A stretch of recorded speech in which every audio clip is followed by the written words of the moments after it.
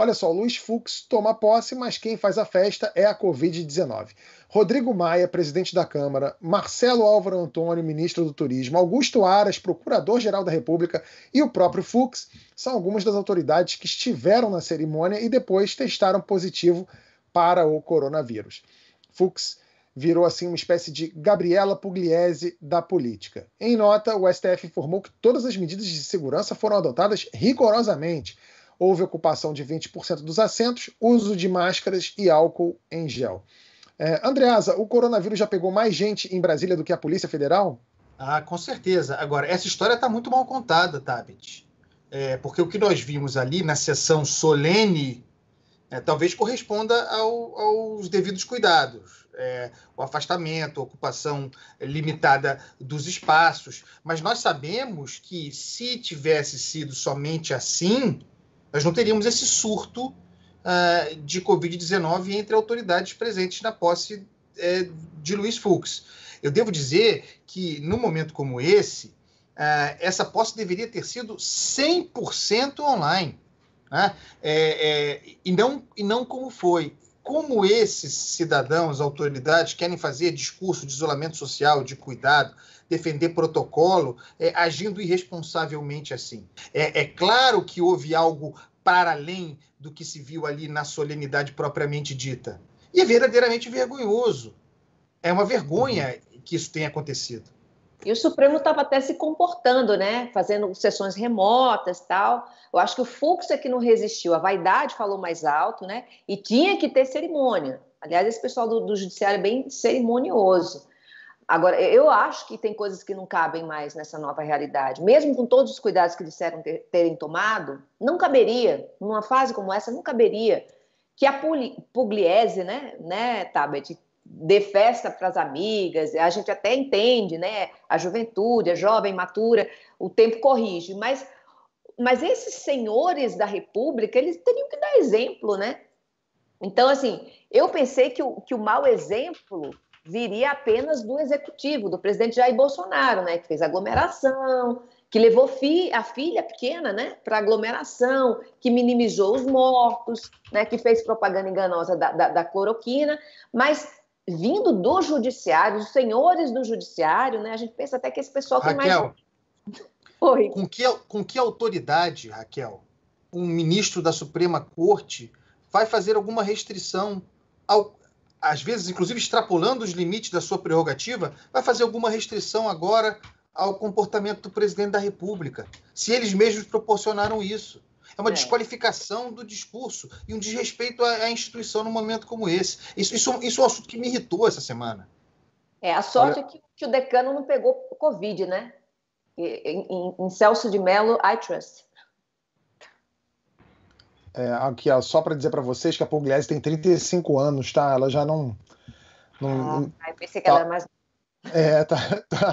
já tá na idade de saber o que é certo e o que é errado. O Bolsonaro, que desde o início da pandemia não fez questão de evitar aglomerações, disse em um evento em Sorriso, no Mato Grosso, que o Fique em Casa era conversinha mole. Vocês não pararam durante a pandemia. Vocês não entraram naquela conversinha mole de fica em casa, a economia te vê depois.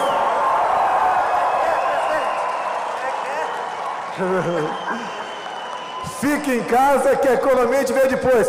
Isso é para os fracos. O que me angustia nesse vídeo são os aplausos, né, Sakamoto? Não, é um chancelamento coletivo da imbecilidade de um nível. Sabe, desde o início da pandemia, a gente sabia que ter um presidente terraplanista biológico dando mau exemplo ia dar problema, né? E esse presidente chancelado pela sua claque tradicional, esses 12% a 16%, esse grupo que o apoia incondicionalmente, também ia dar problema. E dito e feito. Olha, a gente, ao mesmo tempo que acontecia essa cena que aconteceu, vamos lembrar que um homem em Campinas se irritou quando a dona de uma sorveteria pediu para ele colocar a máscara e foi para cima e quebrou coisa lá do estabelecimento. Depois, em Sorocaba, um grupo de pessoas foi obrigado a colocar máscara, ficou revoltado, afinal de contas, o presidente da República é bobagem, que só fraco usa, que é mentira, se toma cloroquina, e fez o quê? Socou as costas de uma funcionária. Sabe? Então o que acontece? O presidente da República, por conta de momentos e ações como essa, né, incentivando o bando de doidos que, por sua vez, vai atuar de forma violenta contra as pessoas que estão tentando proteger a sua vida e a vida de outras pessoas, o presidente deveria ser responsabilizado criminalmente por qualquer ato perpetrado por conta disso.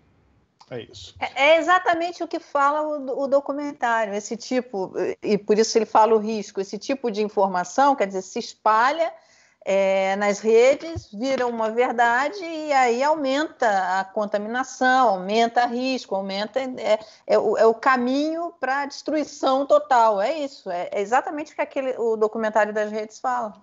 Vem cá, gente, e o Renda Brasil, hein? Lembra dele? Programa social que ia deixar o Bolsa Família no chinelo e fazer Bolsonaro superar o Lula no imaginário do povo, acabou virando um problema para o presidente. O secretário especial de Fazenda do Ministério da Economia, Valderi Rodrigues, disse que estudava o congelamento de aposentadorias e redução do BPC. Bolsonaro fez um vídeo e repetiu o bordão: não vou tirar dos pobres para dar aos paupérrimos. E disse que, abre aspas, no meu governo está proibido falar a palavra Renda Brasil. Olha só, eu achando que eram duas palavras, hein? Bolsonaro garantiu que vai continuar com Bolsa Família e ponto final. Como tudo que acontece nesse governo não é bem assim, segundo o site O Antagonista, o chefe da Secretaria de Governo, Luiz Eduardo Ramos, teria dito a Bolsonaro que a esquerda estaria vibrando com a morte do Renda Brasil. Nem deu tempo do cadáver esfriar. No dia seguinte, o senador Márcio Bittar, do MDB do Acre, que é relator do orçamento para 2021, disse que recebeu autorização do presidente para incluir no relatório a criação de um novo programa que incluiria milhões de brasileiros que foram identificados durante a pandemia que estavam fora de qualquer programa social. Mara, isso quer dizer que vem aí o Renda Brasil, só que com outro nome ou outra palavra? Vem aí o Renda Brasil, vem aí a CPMF. O líder da Câmara, Ricardo Barros, ele deu uma entrevista para a Genial Investimentos, para Denise Barbosa, que é da Genial Investimentos, jornalista que é da Genial. Ele deu uma entrevista na semana passada, na quinta-feira, onde ele fala isso, né? Que então o Renda Brasil vai entrar na PEC federativa, o conceito, e o recurso alocado iria então do orçamento, no relatório do orçamento. E isso vai depender da desvinculação e desoneração. Desvinculação é você poder direcionar os recursos para onde você quiser e não aquele obedecer o obrigatório, né, dos gastos obrigatórios. Bem, ele fala isso. Aí o que aconteceu? Agora, ele conta isso, explica isso, mas o mais interessante é o que acontece depois. O ministro Paulo Guedes pega esse vídeo e manda para várias pessoas, várias pessoas de mercado, amigos. Ele começa ali pelo WhatsApp espalhar, e nessa entrevista o Ricardo Barros fala também do imposto sobre transações digitais, que é a CPMF com outro nome, porque transações digitais, você está vendo o Open Finance, o Pix, enfim, transações digitais é tudo. O Everardo Marcel até fala sobre isso num programa que a gente fez aqui, o Diálogos com ele. Então, o que está vindo? Está vindo tudo o que o presidente disse que não viria, entendeu? Isso vai vir. Travestido de outro nome, de outra forma, isso vai vir. Então, isso é um ponto. Agora, isso chama cada vez mais atenção para a questão fiscal brasileira. 5 milhões de cotistas viram esse mês nos seus fundos de renda fixa, cotista, gente da classe média que guarda ali, economiza um pouquinho, bota dinheiro na renda fixa porque é conservador, não quer investir em ações, então ele bota na renda fixa, vai ver, já viu ou vai ver uma perda nos seus investimentos. Tem um estudo do Marcelo D'Agosto, que está no jornal Valor Econômico de hoje, que tentou dimensionar isso, mostra ali que quase 5 milhões de cotistas vão... O que é isso? O governo já começa a ter dificuldade para rolar a sua dívida. Os investidores pedindo mais juros para poder rolar essa dívida, mesmo nas LFTs, que são os títulos mais conservadores. Isso vai se agravar. Por que isso acontece em setembro? Porque houve um volume grande de vencimento em setembro. E isso vai se agravar até o final do ano, porque você tem vários investimentos. O governo Bolsonaro vai experimentar um momento parecido com o governo Lula, o primeiro governo Lula, quando tem o final do governo FHC, início do governo Lula, que existe toda a insegurança do que seria um governo Lula e tal, e o governo começa a ter dificuldade, o Tesouro começa a ter dificuldade para rolar a sua dívida. Isso vira um problema sério. Problema sério, porque aí você vai ver o governo não conseguindo dinheiro, não consegue vender os títulos, enfim, vai pedir mais juros, os investidores pedindo mais juros, isso vai afetar bastante. Essa questão fiscal vai piorar bastante. Por isso, você vê o governo ali, o Ministério da Economia, tentando buscar formas de tentar melhorar esse perfil. E uma das formas é a CPMF. Ela vai vir com o nome que for, ele vai testar, vai colocar, vai vazar, vai ter... Aí ele vem, fala, blá, blá, blá, blá, mas vai vir com o nome que vier, porque é o caminho que vai ter. E que vai virar uma série de discussões, porque a CPMF, no passado... ela foi até bem, porque os juros eram muito altos. Hoje os juros são bem mais baixos, então o impacto dela é muito maior. E a questão da Renda Brasil é a desindexação e a desvinculação. O Andreasa, você queria falar alguma coisa? Que a gente tem aí nesse episódio do Renda Brasil uma fotografia precisa da dinâmica, da dubiedade do bolsonarismo. O presidente gera demanda, né? Qual é a demanda?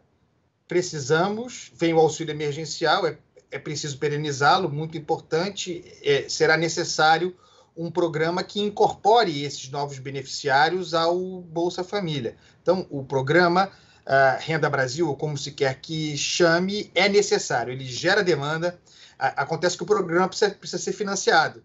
Então, ele usa os seus auxiliares, no caso, o Ministério da Economia, quase como se não fosse do governo dele, quase como se ele fosse um observador externo, um crítico externo. Ele deixa o Ministério da Economia soltar os balões de ensaio, testar o mercado, testar a reação, testar a sociedade, testar o parlamento. Foi a mesma coisa com a CPMF. No meio do caminho, alguém pode ser sacrificado. Na CPMF foi o Marcos Sintra, agora pode ser o secretário Valderi. Testa os mercados, e aí, diante das reações negativas a como financiar o programa necessário para o qual há demanda, ele simplesmente transfere a responsabilidade para o parlamento. Vocês que se virem aí para criar as condições necessárias, inclusive de financiamento, para que esse programa exista. Foi assim com o auxílio emergencial, não é? E aí o programa vem, o programa se estabelece entre nós e ele colhe os lucros, ele colhe os louros.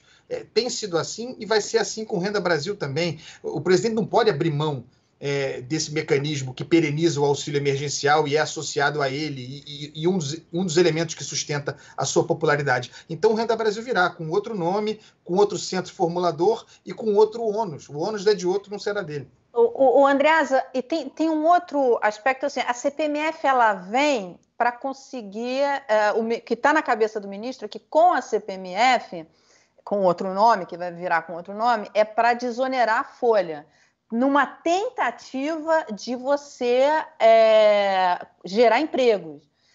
A ex-presidente Dilma tentou fazer isso no passado, de desonerar alguns setores para tentar gerar emprego e não conseguiu.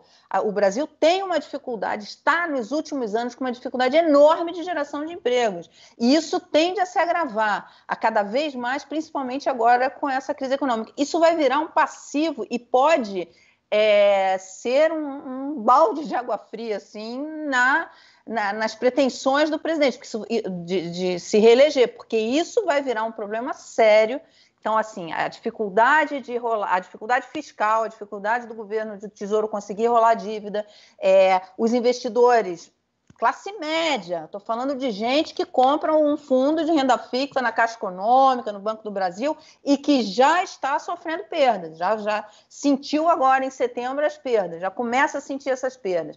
Não consegue emprego, então perde dinheiro naquilo que conseguiu guardar. não consegue emprego. Isso vai virar um problema sério. E a questão do Renda Brasil, quer dizer, o que a equipe vai tentar, o que o relator do orçamento vai tentar é desvincular para poder arrumar dinheiro, ver o quanto de dinheiro consegue colocar no Renda Brasil. Olha, se a CPMF vem aí contra o nome, eu sugiro rachadão, né? Vamos pagar o nosso rachadão, que já está de acordo com esse governo.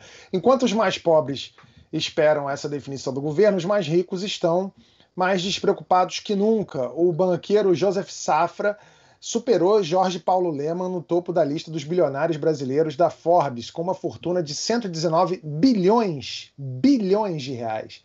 Com 24 bilhões, Luísa Trajano, do Magazine Luiza, está na 8ª posição do ranking, é a mulher mais rica do Brasil. E quem estreou na lista, em 10º lugar, foi Luciano Hang, o velho da Havan, amigo da Raquel Sherazade. Quer mandar os parabéns para ele, Raquel? Quer mandar um alô? Eu não esperava outra coisa, né? Um grande apoiador do governo Bolsonaro, de repente, se torna um dos homens mais ricos do Brasil, né? Num momento de crise econômica, num momento de pandemia. É estranho isso, né? Mas eu entendo. É coincidência. Coincidência. Mas eu entendo. É coincidência. Será que ele vai pagar muito o rachadão quando o rachadão sair? Será que ele vai pagar muito? Não posso nem falar. Bom, gente, obrigado, Sakamoto, obrigado, Raquel, obrigado, Andreasa, obrigado, Mara.